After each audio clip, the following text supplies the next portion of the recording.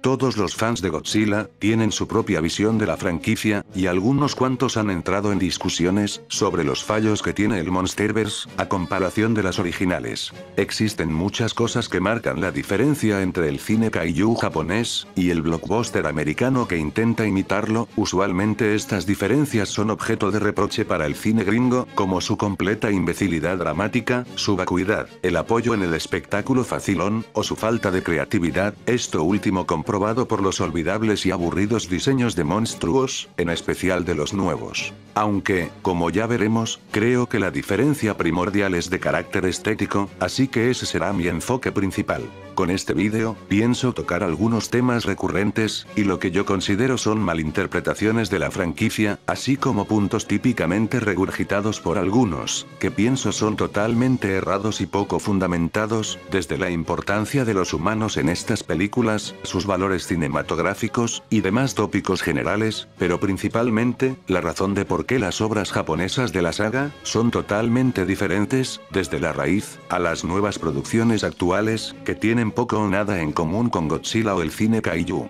Mi objetivo es más bien poner sobre la mesa, lo que entiendo parecen ser algunas de las diferencias artísticas fundamentales entre ambos modelos, cuyas raíces se encuentran tanto en las diferencias tecnológicas como industriales, ocasionadas por tiempos y contextos dispares, entre el Japón de la posguerra, y el cine actual gringo de gran presupuesto, diferencias obvias, evidentes para cualquiera, pero poco comentadas en cuanto a su resultado estético, y su influencia en las obras mismas. Tampoco es algo comprensivo, completo, es un vistazo general, y no entraré de fondo a comentarios enteros de películas individuales, pero se usarán como ejemplos. Quiero dejar en claro, que cuando digo películas originales, hablo mayormente de la era Showa, aunque se pueden incluir una buena parte de las de otras eras, debido a la variedad vista en esta serie, algunos casos tienen que ser tratados individualmente, pero en general, comparten los mismos cimientos. También, cabe mencionar, que cuando hable de estas películas alrededor de todo el vídeo, debido a la naturaleza del tema, algunos comentarios también aplicarán para otras franquicias, en mayor o menor medida, ya que está muy relacionado con los cambios en el cine americano popular, a partir de los años 60 y 70,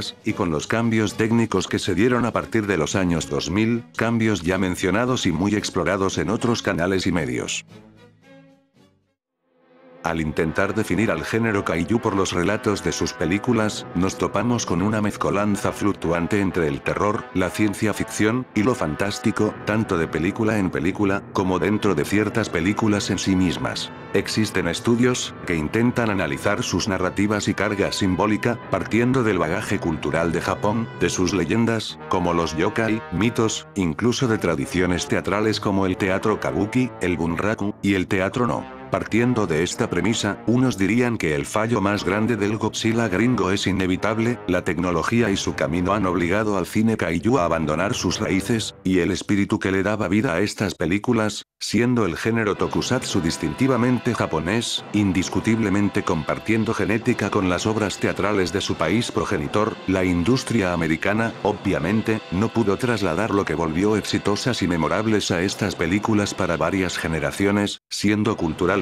incompatibles. Esta percepción no es enteramente errada, y a pesar de ser algo simple, creo que tiene bases firmes para poder diferenciar entre la perspectiva tradicional japonesa, y sus deformaciones americanas. Muchos reniegan del uso de trajes en el cine kaiju, llamándoles botargas baratas, entre comillas, pero estas eran parte de los elementos básicos para el género. Muchos han leído a estas películas de fantasía, como una extensión actualizada de las obras folclóricas japonesas, donde sus leyendas, sus problemáticas y culturas se reflejaban en espectáculos como obras dramáticas, un proceso de cambios culturales en Japón retratados mediante estas historias de fantasía. Con esto, uno puede hacer las conexiones típicas, incluso algo banales, o simplistas, ya saben, la danza siendo intercambiada por peleas, las leyendas por tramas clásicas del género de monstruos, y las criaturas legendarias por otras más recientes. En realidad sí tiene bases fuertes este argumento, ya que, incluso, en algunos rodajes, ciertos directores aconsejaron a los hombres en trajes de criaturas, que usaran movimientos corporales similares a los del teatro no, por ejemplo, y ciertas marionetas, fueron creadas para que la audiencia viera los hilos que las manejan. Incluso ambas maneras de contar historias, mantienen el mismo significado que todos los monstruos tienen, manifestaciones de la inseguridad, bestialidad, y el miedo, en el caso de los más modernos, la guerra, la destrucción nuclear, y avances tecnológicos desmedidos. Después de todo, casi todos los análisis de Godzilla, se hacen bajo el prisma cerrado de ver a Godzilla como una metáfora de la destrucción nuclear. Incluso yendo más allá, un punto en que sí han atinado muchos que hablan del tema, es que la flexibilidad de Godzilla, garantizó su inmortalidad, desde una amenaza hasta héroe del mundo, no existe un consenso real para su utilización, lo que tal vez se está volviendo un problema, abusando y quemando las mismas cargas temáticas, una redundancia abominable, resultando en una seriedad risible, y bastante cansada, repitiendo el mismo acercamiento monolítico, trama trágica de humanos, con un Godzilla como símbolo ocasional. Debido a esto, también hablaremos un poco sobre los problemas con la interpretación, porque creo que interpretar una historia, sin comentar lo que construye la película, es un error, en especial cuando las temáticas no se producen por la misma película, como fue el punto principal de las primeras películas del género. Primero que nada, es necesario introducir las bases del cine Kaiju, hablando un poco sobre sus creadores, su funcionamiento, y el proceso de producción que dio a luz a estas cintas. Los creativos detrás de las películas, eran gente como el productor Tomoyuki Tanaka, el escritor Takeo Murata, el guionista Shinichi Sekizawa, y por supuesto, el mítico creador de efectos especiales, Eiji Tsuburaya. Todos ellos tuvieron una gran influencia en estas primeras entregas, no obstante, son mayormente dos artistas en quienes quisiera enfocarme. El primero de ellos es el eterno pacifista humanista, llamado 3 veces a servir en la militarizada, Ichiro Honda, responsable de 8 películas de la franquicia, y varias otras películas del género que no son de Godzilla. Junto a Akira Kurosawa y Senkichi Taniguchi, fue alumno del otro gran director, Kajiro Yamamoto, trabajando como asistente de director de él, así como de Mikio Naruse. Por años, Honda fue escalando de puesto en la reemergente industria cinematográfica de Japón, pero también perdiendo algunos años en diferentes conflictos bélicos. Testigo de violencia y destrucción, como de la de Hiroshima, serían estas experiencias, su cercanía con la naturaleza, y su estudio cuidadoso de la realidad que le rodeaba, lo que le sirvió para crear todo lo que ahora conocemos de Gojira en 1954, aunque ya se habían presentado en 2 apreciables obras anteriores, El Águila del Pacífico, y Adiós Rabaul, que probablemente le resultan más cercanas, al menos en apariencia. El segundo director más importante de Godzilla, es el estrambótico impetuoso, especialista en acción de espionaje, Jun Fukuda, con 5 películas de Godzilla en total, algunos piensan que las más alucinantes, que en realidad se acomodan perfectamente entre las comedias de crimen y espías en las que fue encasillado. Estos dos cineastas, tuvieron un papel similar al de varios directores clásicos en Gringolandia, entrando a proyectos en una línea de ensamblaje, pero una muy diferente a la que existe hoy en esta misma industria. De la reorganización de la industria fílmica japonesa al final de la guerra, se engrandeció Toho tal y como la conocemos, que funcionaba como un estudio mayor de Occidente, con un sistema de productores de formato clásico, integración vertical, y todo lo que facilitaba ciertas circunstancias para un cine artesano y menos engorroso, nunca haciendo una película cuyo material base fuese insatisfactorio, o totalmente lejano a sus realizadores. La occidentalización del Japón de la posguerra, y todos los cambios sociales, económicos y políticos, ofrecieron un terreno fértil para esta manera de trabajar, una que era eficiente, confiable, y muy cercana a los valores inherentes al cine, más que a otros estilos contaminantes.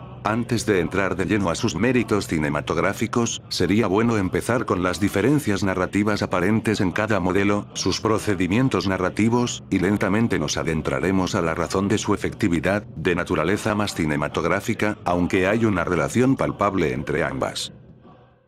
Cuando se habla de la era Showa, de 1954 hasta 1975, el estereotipo que se tiene es de que son películas obsoletas, tontas, una colección de cosas aleatorias sin sentido, productos defectuosos de su tiempo, y que cualquier cosa que se asemeje a estos adjetivos, por ende, incita comparaciones con la era Showa, pero, como veremos, nada de esto tiene fundamentos, y esta impresión está bastante equivocada. Para empezar, las películas de la era Showa, e incluso algunas fuera de ella, se atenían a narrativas limpias, con una estructura y construcción sólida, en donde los eventos presentados, el acceso a ellos, y la información que revelan, se filtran por medio de sus personajes principales, usualmente un grupo de ellos, más que individuos, regulando así la constancia, el inicio y el final de los eventos de la cinta, encerrando todo en un paquete hermético, todo un engranaje funcional. Tomemos por ejemplo, a Godzilla contra el monstruo del mar, una película menor, o cuando menos típica, de la era Showa, y repasemos la primera parte de la película muy brevemente, sin entrar en detalles y sin contar todo.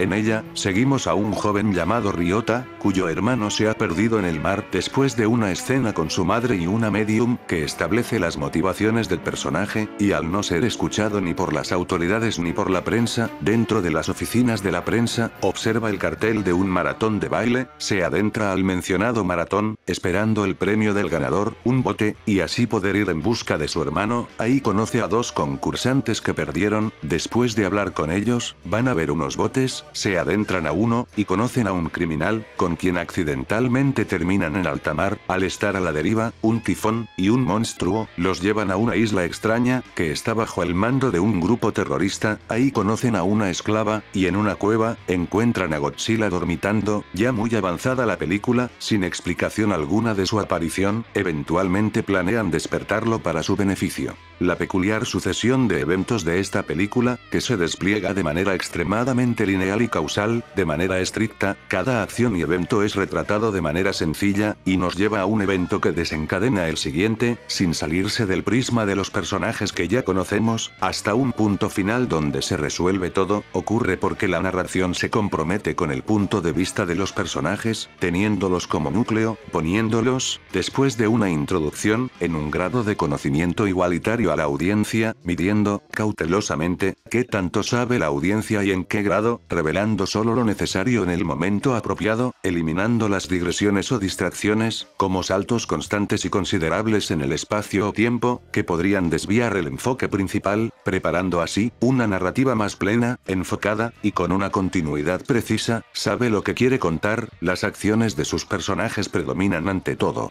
Debido a esto, hay una mayor cercanía con los personajes protagonistas, ya que el desarrollo y los conflictos de la historia están fuertemente ligados a ellos, y los descubrimos con ellos, siguiéndoles de cerca, y al mismo tiempo, presenciando la manera en la que se desenvuelve el argumento junto a ellos, sin saltos espaciales o temporales grandes, que se puedan desviar de la línea que quiere seguir, pues cada escena da paso y causa la siguiente, cada escena se desarrolla en el contexto de lo ocurrido en la anterior, dependiendo únicamente de lo que hagan y conozcan los personajes. Puede que suene como algo normal, pero en realidad, usualmente, este tipo de narración, en especial una tan rigurosamente lineal y continua, es una excepción a la regla. Si la película fuese escrita hoy, estaría repleta de secuencias proveedoras de exposición a grados altos, con personajes apareciendo por motivos arbitrarios, o poco claros, muchos con una función confusa o poco impactante en la narración, a veces saltando torpemente entre varios personajes, y con ellos informando constantemente a la audiencia de todo lo ocurrido y visto, como la razón de la aparición de Godzilla, el trasfondo entero de la isla, y no hablo de una conversación rápida, sino de una variedad de escenas, donde se sobreexplica todo lo que ya vimos, y se intenta justificar su lógica, además de saltar de lugar en lugar, de punto cronológico a punto cronológico, con esta banal sobrecarga de trama y explicación de la misma película, intentando apegarse al falso realismo coloquial de cintas gringas normativas, que no dejan realmente espacio para inferencias o trabajos mentales por parte del espectador. Es casi imposible que hoy en día, se pueda replicar la estructura narrativa de una película como El hijo de Godzilla, conformada por viñetas de vida casual, vagamente concatenadas por un hilo conductor que se crea de manera subrepticia, con escenas casi completamente episódicas, portantes de una cotidianidad amigable, pero que si narran una historia coherente y llegan a una conclusión bien fundamentada, de un modo en el que no te das cuenta todo el tiempo de que, efectivamente, si se está desarrollando una trama, y un conflicto mayor, por debajo del agua, porque deja respirar todo lo que la conforma, desde los tiempos y la duración de los eventos, hasta las interpretaciones, los decorados, escenarios, etc., todo se vuelve familiar para el espectador, recreándose en su propio mundillo. Esta era otra virtud de los directores clásicos, podían cultivar un ambiente sin miedo a perder a su audiencia. No digo que todas las películas tengan que tener una narración como la de las clásicas para ser buenas, existen desviaciones que funcionan, pero este énfasis en la propia narración, en vez de exposición de trama atiborrada, vuelve a las historias mucho más entrañables, fáciles de seguir, claras, y por ende, más contundentes.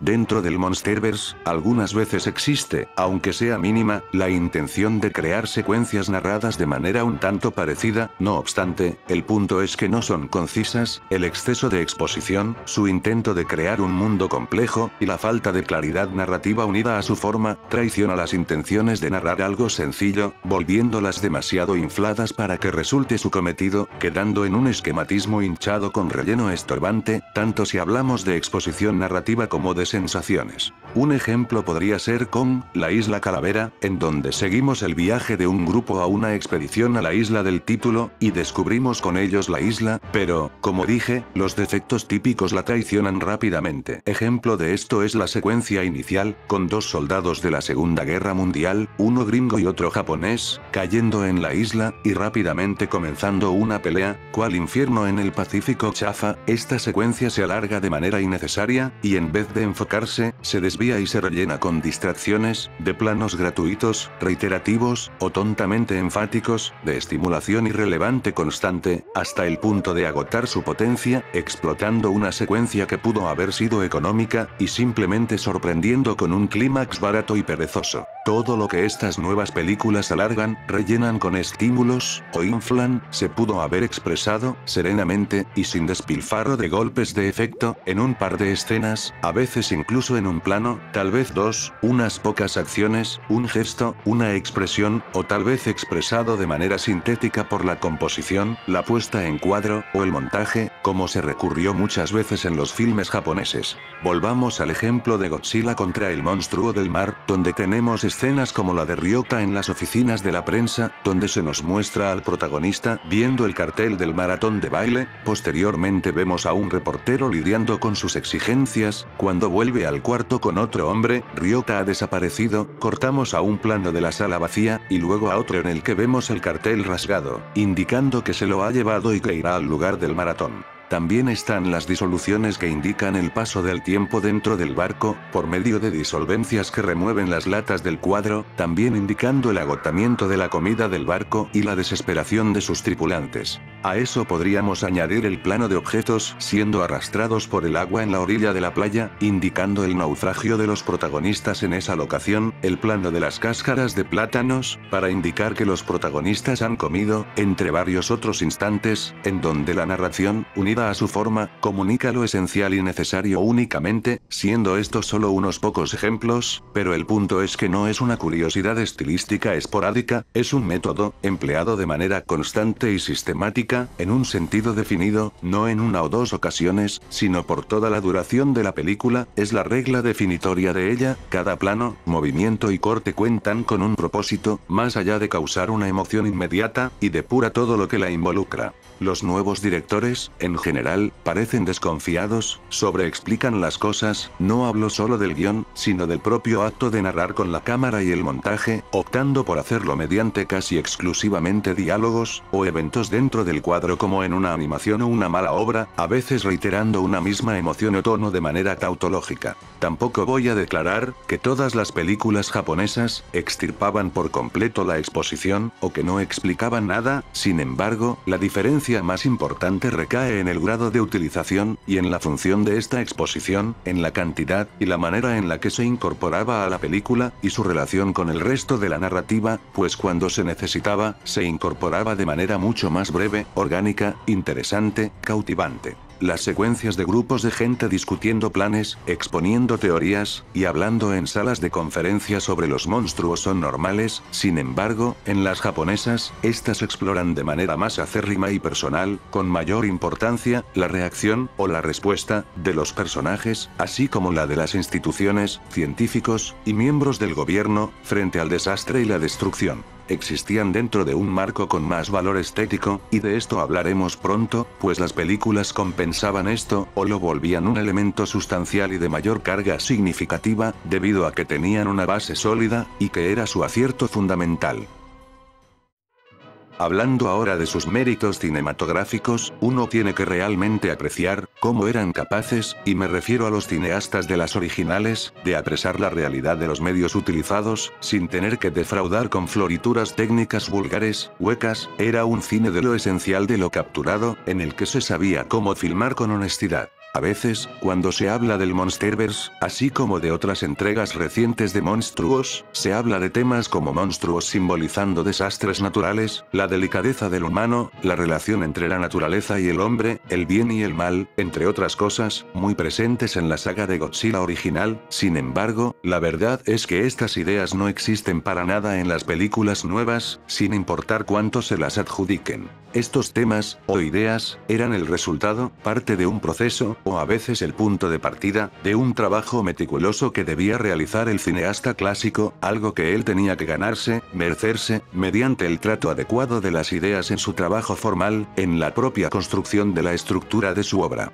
Muchas de las ideas que se presentaban en estas primeras cintas, y que muchos han reconocido, como las evocaciones ya mencionadas al teatro japonés, la resonancia mitológica de las historias, y las emociones colectivas de la posguerra con las que cargaban, eran el fruto de un proceso creativo orgánico realizado por sus creadores, cuya efectividad se encontraba, incluso de manera un poco diluida, y con desviaciones, en la vasta mayoría de las 28 películas originales. Pero fue el trabajo de Ichiro Honda, quien básicamente puede considerarse como uno de los padres fundadores del cine kaiju, el que, probablemente, mejor saca a relucir lo especial del subgénero. Con su marca personal de quietud y calma, era el encargado de brindarle un sentido determinado a las herramientas a su disposición, y con ello creó su séptima película, Gojira, en 1954, con la que vino una estética de la destrucción, desde un punto de vista externo e impersonal, expresando la inevitabilidad del desastre, irrumpiendo en la vida cotidiana, mediante un preciso sistema de imágenes, que ligan a la amenaza principal, Godzilla, tanto con el folclore japonés mencionado, como con los avances tecnológicos que causaron las ansiedades de la ciencia ficción de su tiempo, creando una cinta depurada y sin extravagancias, estableciendo las bases para el cine de monstruos que haría el director posteriormente, con un uso estratégico del contracampo y del fuera de campo, así como esos planos generales que capturan todo un panorama perteneciente a un mundo fílmico.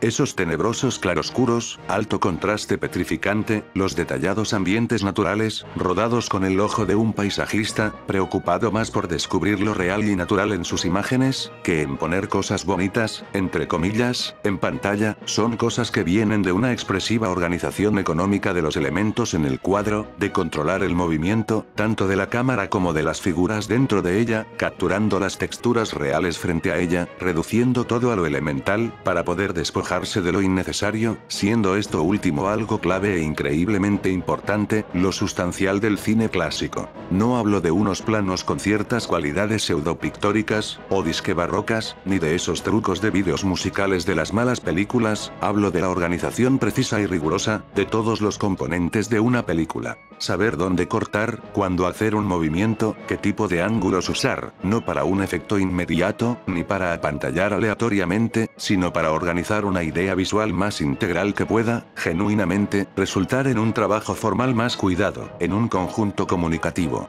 En vez de la duramente convencional, y poco expresiva dirección en el Monsterverse, cuyas ideas solamente llegan a la representación, o en todo caso, al efecto fugaz, a las emociones brutas, a lo unidimensional, a la obstrucción de algo que perturbe el balance de una realización mecánica y seca, o una meramente gratuita en su constante profusión de estímulos y bullicio. Las florituras truculentas que los directores implementan, solo existen como ilustración, llevando a cabo un texto preconcebido de la manera más perezosa, uno que solo se necesita traspasar y adornar con cosas bonitas, y tal vez trucos recurrentes, para que los pseudocríticos las puedan inflar con su retórica, hablando de temas genéricos, pero ahí es donde se detienen, solamente en lo curioso y efímero, en decoraciones insustanciales, como darle un significado arbitrario a una luz azul, todo se queda en una superficialidad, carente de las exigencias estructurales que requiere el cine, incluso el de monstruos destruyendo cosas. nos quedamos con un cúmulo de trucos tecnológicos y visuales de fondo de pantalla, gratuidad, exceso monótono, academicismo, y énfasis obsceno. Los peores vicios del cine del siglo XXI están aquí, siendo la entropía vulgar lo único que uno puede presenciar, solamente encontrando algún orden o significado de manera rebuscada y sin lógica, con supuestos críticos inflando esta gratuidad de hipertrofia estilística y narrativa, para llegar a conclusiones incoherentes o fáciles, porque, como dije, ninguna de estas cintas construye o trabaja cosa alguna.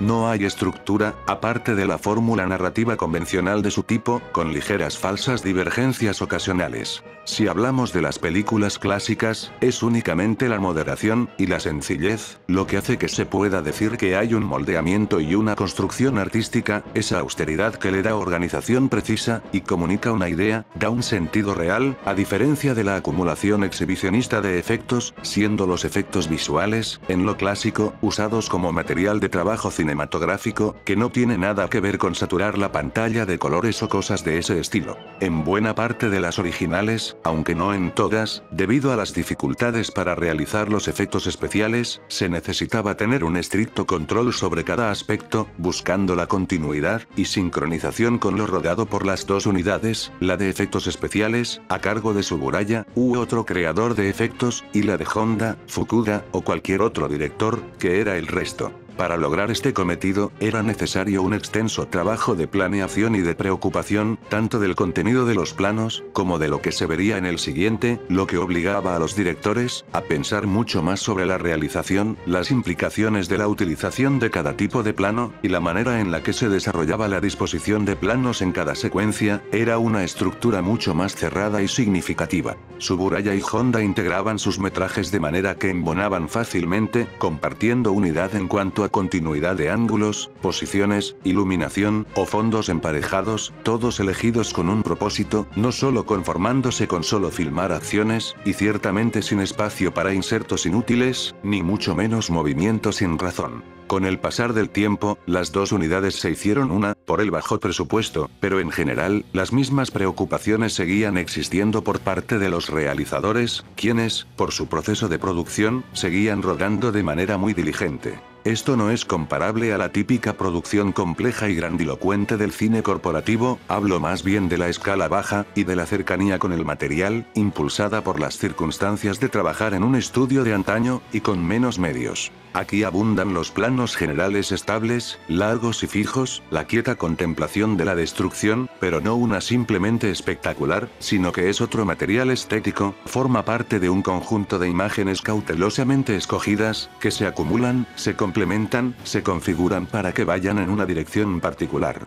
Piensa en puntos clave dentro del plano, y del posicionamiento y desplazamiento de figuras, una firme organización visual, con cada plano acompañado de una idea, en la que tiene una función específica dentro de la cadena y su posicionamiento con respecto a los otros. Preocupados por las formas y relaciones de un espacio, los directores trabajaban con esta materia de manera concentrada, el resultado era una mayor densidad visual palpable, sin duda otorgada también por las cualidades inherentes a filmar en película real, y los talentosos directores de fotografía. En Honda, por ejemplo, en especial en la primera Gojira, dominan los planos generales comunitarios fordianos, y planos conjuntos, que encuadran a varias figuras dentro de su unidad básica, planos que al ser lacónicos, predominantes, sistemáticos, y no automáticos, obtienen la dimensión expresiva que se busca, presentando también cierta simetría compositiva, pruebas de un rigor formal disciplinado. La desmesura compositiva era lo opuesto a Honda, o incluso a muchos de estos cineastas clásicos.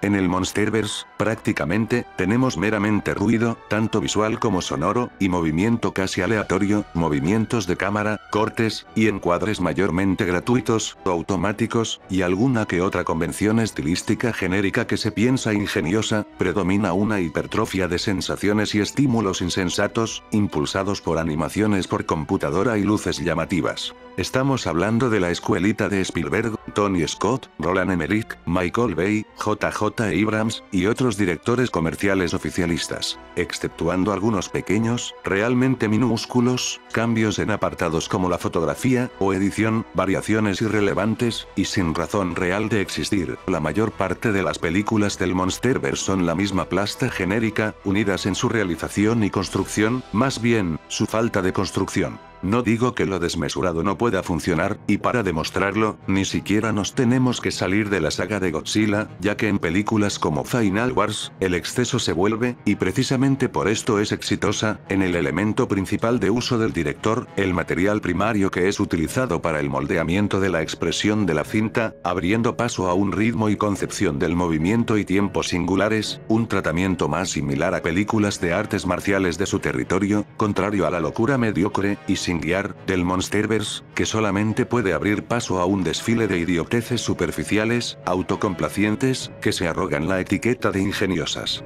Otra cosa muy reveladora, es ver cómo tratan a las locaciones reales en ambos modelos. En el más reciente tenemos la decoración de lo real, hasta la desaparición de esta misma textura real, por medio de modificaciones en fotografía y postproducción que lo extirpan, sin importar en dónde rueden, mientras que esto era lo opuesto en las clásicas, tanto en la primera era, como en los años 80, 90, o incluso 2000, en donde el componente real, palpable, e identificable, era primordial. Ahora los directores quieren rodar grandes secuencias fantasiosas, sin saber cómo rodar lo que les rodea, o rodándolo mal, sin interés real en lo más básico. Una muestra del tipo de decisiones que hacían directores como Honda, se ve en una escena de pelea de la Gojira original, en donde forcejean dos personajes, Ogata y Serizawa, cuando el segundo intenta deshacerse del destructor de oxígeno, siendo este la única esperanza contra Godzilla. Una vez que inicia el forcejeo, Honda corta a un plano largo distanciado de Emiko, la protagonista femenina, mientras los otros dos personajes se enfrentan fuera de campo. Emiko se mueve, corriendo hacia ambos hombres, la cámara sigue su movimiento, pero no encuadra a sus personajes, sino que las figuras son obstruidas por una gran pecera en primer término, ocultando la pelea y su resultado. Apenas sabemos lo que pasa por el sonido, solo para volver a los personajes una vez terminada su pelea, cortando a un plano medio del personaje con la reacción más relevante. Posteriormente, y después de una demora anticipativa, se ve el resultado de la violencia, y planos más cercanos capturan las represalias del incidente. Enfrentado con el problema de cómo rodar una pelea, una cuestión tanto moral como estética, Honda decide evitar la exhibición del conflicto, ya que su cine es uno del eufemismo, de la sugerencia, y la sobreestilización de esta violencia no estaría en sintonía con su idea central. Puede que esta sea la misma razón por la que la cinta corta antes de mostrar algo gráfico, por la que no se regodea en el sufrimiento más de lo necesario, y por lo que se decidió no replicar o explotar tragedias reales, sugiriéndolas por códigos solamente. Realmente, dudo que muchos de los cineastas actuales que hacen cine de género, o cine en general, se hayan interrogado alguna vez sobre estas cuestiones, no tanto sobre la violencia específicamente, sino sobre cómo rodar algo, y las implicaciones estéticas que puede tener. Este tipo de cosas, también desacreditan cierta actitud que tiene el público, de desmeritar las secuencias de humanos en las películas de Godzilla. Cuando la gente dice que los humanos no importan en estas películas, realmente me parece algo desconcertante, en especial hoy, porque el interés principal de directores como Honda, estaba en poder capturar y retratar lo humano, construyendo todas las películas en torno a sus protagonistas, y el factor humano apreciado en toda la cinta, no solo presente en unas cuantas de ellas, las típicas galardonadas, sino en la mayoría. De hecho, la dirección de Honda, e incluso de Fukuda, otorgaba un espacio de respiro y cotidianidad, todo un ambiente real retratado y analizado mediante el movimiento y las acciones de los personajes frente a la cámara, usualmente un grupo de ellos, que dejaba que las interpretaciones se pudieran desenvolver con más libertad, a base de planos generales de duración algo larga y distancia mesurada. Las escenas con los humanos no pueden ser extirpadas o separadas de las peleas, son un mismo organismo, están intrínsecamente ligadas, y son la carne de la narrativa, pues trabajan con un mismo objetivo y en sintonía total. Las escenas con humanos proporcionan las bases para que la película funcione, ya sea estableciendo un tono, temática, o pegamento narrativo que le dé a ambas una función. Incluso las quejas típicas se caen cuando uno ve las propias películas, como las supuestas sobreactuaciones, porque resultaban apropiadas, como en King Kong contra Godzilla, debido a su dimensión satírica, e incluso en otras películas, por lo lúdicas que eran las propias cintas, ya que todo elemento dentro de ellas era significativo, y hasta cierto tipo de actuación poco natural, o caricaturesca, se fundía con el estilo, pero ahondaré en eso más adelante. Es posible que el rechazo a los humanos sea tanto por la necesidad de ver monstruos peleando, como por las convenciones narrativas del cine occidental, usualmente utilizando fórmulas y envases sobreindividualistas, como el viaje del héroe, y las típicas técnicas de guionismo que se popularizaron en el cine comercial a partir de los 80 y 90. No es necesariamente un envase equivocado, pero tampoco es necesario, al menos no dogmáticamente. En estas películas se ven individuos trabajando colectivamente, como un grupo, a pesar de tener caracterizaciones individuales, siguen siendo un equipo, y las narrativas no anteponen arcos de personaje individualistas sobre la acción colectiva, al menos no a un grado tan grande y dominante como en películas gringas, aunque esto sí se vio un par de veces en películas de Godzilla más recientes. En la original, a pesar de que hay una pareja principal, esta no está en un eslabón más arriba de alguna jerarquía, sino que comparten mucho de su tiempo con el resto del reparto, y no son considerablemente más activos que otros personajes. Esto no quiere decir que sean personajes pobres y débiles, como en las nuevas, en donde se pierden en un mar de componentes por ser películas atiborradas. Tener personajes poco complejos no es un problema, de hecho, sería un error rellenar de subtramas y trasfondo superfluo a una película. No se debe ceder a la ilustración de un formato literario, es más apropiado para el cine, tener personajes con caracterizaciones económicas y sencillas, que no son lo mismo que las marionetas rechazadas de Transformers del Monsterverse.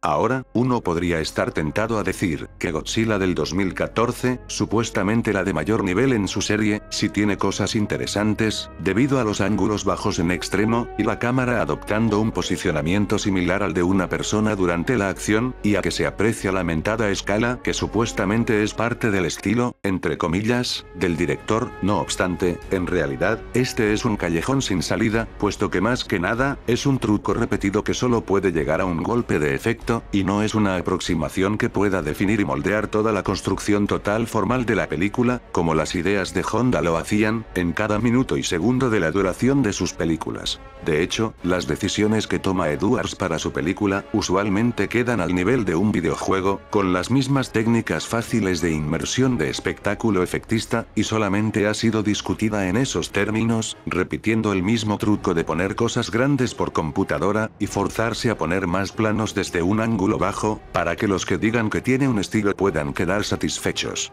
Tiene todas las deficiencias del blockbuster genérico, pues apela meramente a la emoción primitiva olvidable, su manera de filmar la destrucción, como exhibición de efectos especiales superlativos, está muy lejos de la calma armoniosa y de la fascinación por los detalles reales de las originales, y se acerca mucho más al despilfarro gratuito de Roland Emmerich. No hay un sentido determinado, y su invención se reduce a maneras más pintorescas de filmar el mismo espectáculo conocido, mientras hay ambiguas alusiones a temas poco claros y menos desarrollados, y prácticamente nunca implementados a su esqueleto. Lo mismo con todo su argumento, todo parece estar descuidado y ofuscado, hay una desconexión evidente entre sus componentes más básicos, forma, narrativa, y demás. Esperadamente, tampoco hace nada con esto mismo. En los blockbusters, se deja de lado todo lo elemental y crucial, y lo esencial es trivializado, incorporado como un ornamento más, desde las temáticas hasta las convenciones del género, ya no son su sustancia, sino que son mera fachada, un espejismo.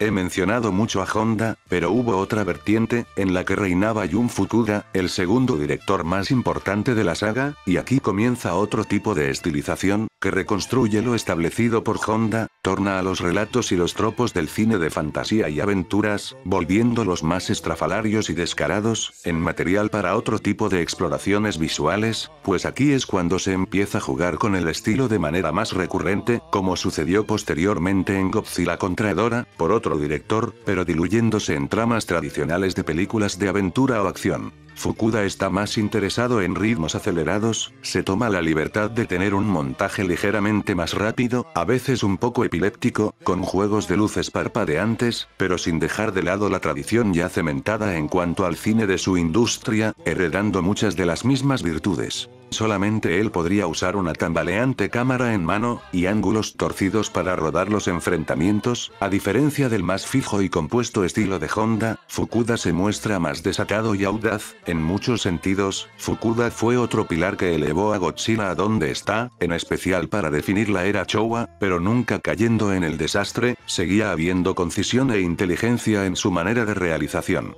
Digo esto para poder distinguir entre las contribuciones específicas de cada director, pues aún hay espacios para divergencias ocasionales, siempre y cuando las bases estén bien fundamentadas. El acierto de la era Showa, y que se ve bastante en películas posteriores, fue el mismo que el de cualquier realizador sensible en el cine, y que se encuentra en la mayor parte del cine tokusatsu, pues se desenvuelve y se desarrolla en una dimensión propiamente fílmica, preocupada por movimientos, cuerpos reales dentro del cuadro, y ritmos específicos que crean su mundo, un mundo que nace de la imagen, no como acompañamiento a un guión o una trama literaria, sino como una experiencia profundamente estética. No es meramente un decorado para un relato, es una percepción única. La era Showa era la era de la flexibilidad, siendo tan lúdica como podía, hasta el punto de desbaratar sus propias convenciones y construir algo nuevo. Muchos ahora se quejan de los efectos por computadora, acusándolos de ser desalmados, o de carecer de impacto por su falsedad, algunos lo atribuyen a que lo práctico es más convincente y verosímil, o simplemente porque se veía realista, y hay algo de verdad en esto, pero no de una manera sobrenostálgica, y cerrada a otro tipo de efecto especial, sino en el sentido de que estos efectos, al ser físicos y existir materialmente, se vuelven parte de la puesta en escena, y traen consigo, independientemente de su complejidad, aunque sí eran complejos, cierto carácter real que los vuelve cautivantes ante nuestros ojos. Ahí viene un factor ontológico, es decir, existen y son, el hecho de que existan en esta realidad física, trae consigo un espíritu y una manera de existir que se siente palpable, identificable, todo su ser puede ser apreciado. Es por esto mismo, que los trajes, los animatrónicos, y otros efectos artesanales, son irreplicables, y contienen una esencia propia que es inigualable, lo que fue capturado magistralmente por los realizadores de estas películas. Cuando uno ve los primeros intentos de cine tokusatsu, uno encuentra el núcleo del cine de su índole, por ejemplo, en Super Gigante, el primer superhéroe tokusatsu del cine japonés, se puede seleccionar una escena en particular, la pelea de la segunda película, al menos en la versión en inglés, que toma lugar en un teatro, y en donde los enemigos bestiales, tienen una batalla coreografiada para imitar una danza, o tal vez al revés, esta secuencia, con su estrujamiento de la verosimilitud, con esos enemigos manifestándose dentro del cuadro, y sus diversos trucos visuales, encapsula perfectamente este pensamiento fílmico, aquello que vuelve tan peculiar al Kaiju Eiga, saliéndose del terreno de la trama, y entrando al terreno de la imagen, de lo que construyen los planos, de lo que hace un movimiento de cámara, de lo que existe, o no existe, fuera de lo que capta el cuadro. Por otro lado, la industria americana solo se dedica a mecanizar, homogeneizar, trivializar y racionalizar estos componentes, a veces buscando un realismo vulgar, pero otras veces, en una inútil búsqueda de un antirrealismo chafa, que resulta igual de postizo, para nada efectivo, puesto que esta bombástica falsedad fantasiosa, ejemplificada por locuras forzadas, y peleas arbitrarias de efectos por computadora, es solo una fachada compuesta por convenciones genéricas de la industria, que ocultan su falta de creatividad real. Hoy en día, los monstruos son excusas para un delirio cuidado, blando, limitado, y que no llega a nada. No ha existido una avidez de un delirio formalista tan idiosincrático como en las producciones japonesas, las cuales, incluso en sus puntos más bajos, contaban con una lucidez artesanal total e íntima en su confección, algo irreplicable bajo el sello de cineastas insulsos. Ahora bien, hablemos del componente ridículo, en especial de la era Showa, que ha sido la burla de muchos, pero era el resultado de un trato perspicaz del material infantil, o algo risible, y las exigencias de la industria. Lo que a algunos les parece absurdo, en realidad nos ayuda a seguir cierta temática o idea a explorar. Por ejemplo, King Kong contra Godzilla es una película presentada en clave satírica, una que permite abrir la puerta a escenas humorísticas y estrafalarias, burlándose de la explotación comercial televisiva creadora de tontos, lo cual le da coherencia a eventos fársicos, desde las actuaciones más exaltadas, hasta las visuales y coreografías de las peleas risibles entre sus criaturas, ya que, de nuevo, trabajan para el mismo fin que el resto de la película. Lo curioso es darse cuenta de que estos cineastas no buscaban entregar espectáculos vacíos, al menos no llegar al espectáculo de una manera barata y sin un marco conceptual que pudiera darle peso. Por ejemplo, esto es lo que dijo el mismo Honda de King Kong contra Godzilla. La razón por la que mostré las batallas de monstruos a través de una guerra de ratings fue para mostrar la realidad de los tiempos. Cuando uno piensa en King Kong solamente peleando contra Godzilla, eso es estúpido, pero ¿cómo lo escenificas? Los tiempos en los que toma lugar, ese es el proceso de pensamiento de un cineasta. Esta crítica a la televisión, al medio del entretenimiento explotador y sin restricciones, dispuesto a lo que sea para vender un producto, es moldeada a partir de una trama convencional de cine de monstruos, pero que por medio del humor sofisticado, que no está puesto por encima de manera efímera en su superficie narrativa, sino que forma parte de todo su concepto, y define el rumbo y la dirección de escenas enteras, es un componente crucial del tejido de la cinta. Curiosamente, el espectáculo estúpido que esta película criticaba, se volvió realidad con la versión del 2021, y ningún productor, escritor, o director se dio cuenta de la ironía. Las películas de Fukuda tienen un modo de operación similar, es por eso que, por ejemplo, en Godzilla contra Gigan, el protagonista es un artista de manga. Esto es parte importante, pues esto le permite a la película introducir cierta mentalidad autoconsciente, deleitada por la lógica de historietas y parques de atracciones, ejemplificada por los globos de texto de los monstruos, y los eventos inverosímiles que se ven en toda la obra, algo ya avisado por el contexto de humanos. Godzilla contra Megalón también hace esto, primordialmente preocupándose por tener esa sensibilidad infantil, no solo por el plebe cuidado por su hermano y su mayate, sino también introduciendo a un personaje que, dentro del contexto cultural de Japón de su tiempo, puede ser leído como parte de los héroes al estilo Ultraman, abriendo las posibilidades de la película para construir una narrativa similar a esas series. Fukuda encontró un eje por el cual regirse, que pudiera justificar cierta antirrealidad, una sensibilidad que continuaría en sus futuras películas de fantasía, incluso fuera de la saga de Godzilla. La más polémica, poco apreciada, pero densa y rica, es La venganza de Godzilla, de 1969, dentro del marco que presenta la historia. El punto no es hacer otra película de Godzilla, sino de establecer una comunicación directa entre el realizador y su nueva audiencia, por medio de una obra que está consciente de la realidad socioeconómica que le rodea, y que, a pesar de plantarse firmemente en el cine para niños, desarrolla esta idea y la encara, articulando ciertos pensamientos sobre lo que la involucra.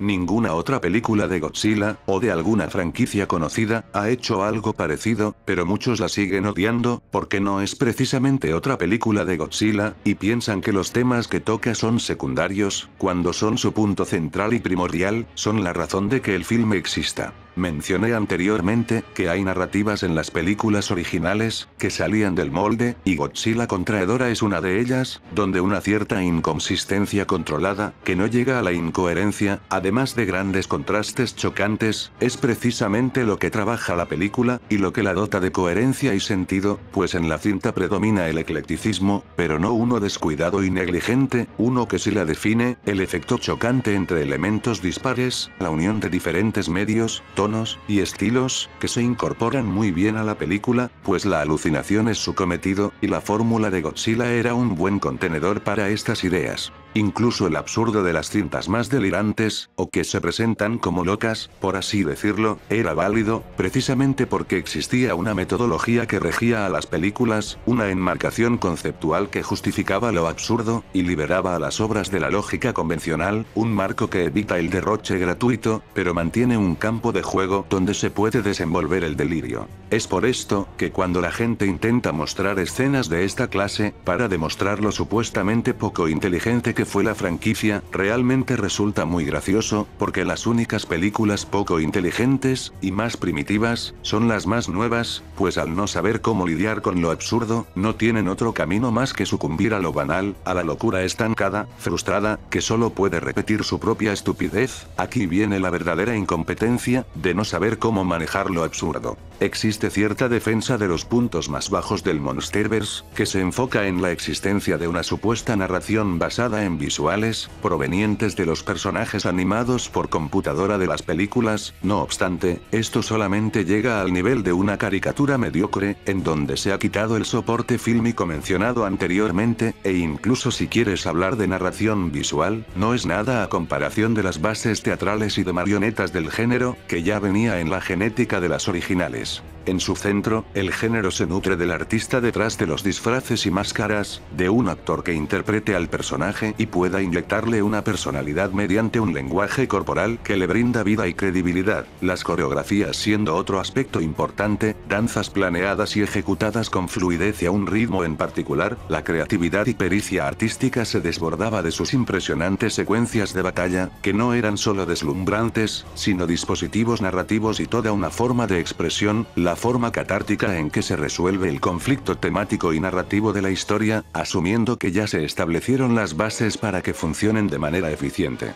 Tan solo hay que comparar las distintas emociones expresadas por los hombres en botarga de la absurda Godzilla contra Megalón, quienes con su pantomima y mediante un guión acertado, logran transmitir los sentimientos y pensamientos de los monstruos, por medio de gestos pequeños pero significativos, por medio de planos clave y la construcción de sus secuencias, llegando a pasar de la inmensa desesperación, a la risible chusquedad en pocos momentos, con un dominio total del tono. Esto era parte de la flexibilidad ya mencionada, que incluso se extendía a las técnicas cinematográficas empleadas, a la misma expresión audiovisual. Todo esto se pierde, al reducir este arte a monos haciendo cosas por animación, que ni siquiera tiene lo que sí es interesante, imaginativo, y novedoso de la buena animación. De cualquier modo, puede que lo más trivializante de las nuevas películas, no sea tanto el enfoque en el espectáculo, o lo ridículo de sus conceptos, sino más bien el ímpetu y el afán de reducir todo lo anteriormente visto a símbolos ordinarios, esa ansiedad que tienen los escritores y directores porque exista un significado singular y cerrado, pretenciosamente exigiendo interpretar su simbolismo fácil, aunque desastrosamente incierto, intentando inyectarle un significado decorativo a sus imágenes, pero nunca pensando en términos de planos, montaje, puesta en escena, o algún otro módulo de expresión verdaderamente importante. Solo ilustran una idea autónoma, el mentado guión, lo que le quita niveles y relieve a su condición como película. La parábola, el simbolismo, los grandes temas, y la analogía, son cosas que, en el cine, funcionan en manos de muy pocos, y en este caso, fueron totalmente aprovechados y trabajados exhaustivamente en la primera entrega, hasta el punto en el que menores películas siempre la usan como base, con resultados ínfimos.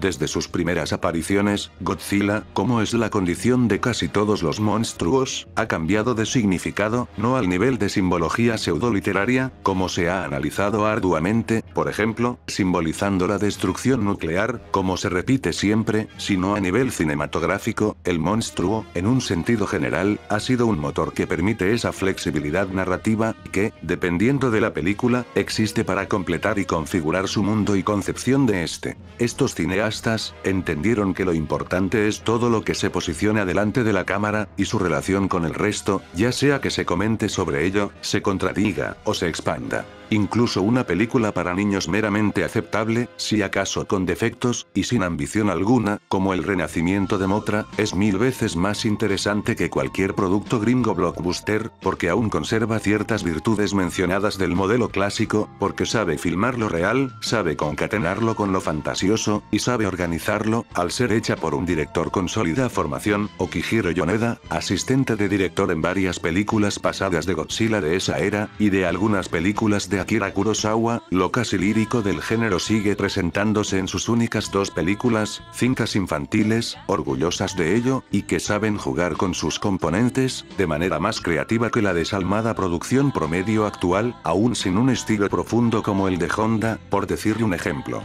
No es que Yoneda sea un genio, ni un artista aferrado a tener temas fetiche o ideas gigantes, sino que sus películas se hicieron dentro de una estructura bien alimentada, y seguía cercano a una tradición confiable, cuyas bases sólidas eran a prueba de tontos. Si te fijas, casi todos los directores de la franquicia, fueron asistentes de director de un reconocido director en el campo, aprendiendo lo necesario y heredando una tradición cinematográfica. El método de trabajo visto en los estudios de antaño, se desprendía de una estructura fructífera, donde un cineasta podía familiarizarse con su medio, haciendo varias películas al año, todos los años, y rápidamente, podía refinar su arte al trabajar de película, en esta línea de ensamblaje, intentando cosas nuevas y pudiendo concentrarse en los fundamentos. La mayoría de cineastas clásicos, y trabajadores de un estudio, se adaptaban a esta manera de producir, y tenían mejores resultados. Por el contrario, la gran mayoría de los directores actualmente contratados, son cineastas primerizos, de pocos años realizando largometrajes, algunos van directamente al cine comercial gigante después de un debut bien recibido, o después de un par de películas igual de esporádicas, sin mucho tiempo para realmente pensar lo que se puede hacer con sus materiales, o herramientas, y cómo agregar matices a cualquier tipo de proyecto, esto claro, dejando de lado cualquier defecto inherente que pueda traer su propia mentalidad al hacer cine, lo que ya es irremediable, y síntoma de un problema más grande, un tema para otro día. Añadiendo a esto algunos factores, como la constante intromisión de ejecutivos en la producción de una película, las demandas predeterminadas que se deben cumplir con cada película, usualmente guiadas únicamente por el marketing y los algoritmos, hacen que sufran todas y cada una de las producciones actuales, inmiscuyéndose muy profundamente en su resultado estético, incluso más que las necesidades comerciales de antes, que estaban presentes, pero no eran tan agresivas o nulificantes de la artesanía en sí. Podríamos definir al género kaiju con estos requisitos: el modelo creado a partir de lo que hicieron los artistas que le dieron vida a una cantidad mayoritaria de estas películas, pues ha demostrado ser un modelo, un paradigma, una plantilla, que sería replicada varias veces por otros cineastas en otros países, años después, pero todos compartiendo ciertos elementos fundamentales, que nos indican que, efectivamente, estamos viendo cine kaiju. Todo esto fue desapareciendo a partir de la década de los 2000. A partir de ahí, todas las películas kaiju deben encarar esta realidad, de que ya no existe industria alguna que pueda ofrecer el género, y ese es un peso, una desilusión, que muchas películas han tenido que cargar, en los mejores ejemplos afrontándolo, y en los peores esquivándolo para disfrazar su deficiencia esencial, o simplemente usando lo más superficial para hacer otra cosa incomexa. Si habláramos de alguna esencia de Godzilla, solamente se podría hacer en términos de la esencia del cine japonés de género de una época pasada, tanto del típico tokusatsu, como del cine de monstruos gigantes que se hacía, y no tanto por añadidos posteriores, en términos de una estructura desmantelada, y un proceso de producción particular que ya no se hace, que dieron paso a la creación, y al desarrollo como artistas, de ciertos directores, que enriquecían el trabajo realizado en estas películas, creando prácticas fundamentales para ejecutar debidamente sus conceptos, un cine ya muerto, cuya versión occidental se estaba extinguiendo también en el cine gringo, más o menos cuando se estrenó el Godzilla del 98, pero que ya había sido erradicada por completo para el 2014. Godzilla is approaching. Evacuate immediately. Sci-Fi Stumpathon 2001 continues today at 3 p.m. with Godzilla vs. King Ghidorah, only on Sci-Fi. Today's events: 3. Cinema feature, Godzilla vs. King Ghidorah. 5. Cinema feature, Godzilla and Mothra, The Battle for Earth. Más tarde, Bleach, Neon Genesis Evangelion, Hellgirl, Hellsing.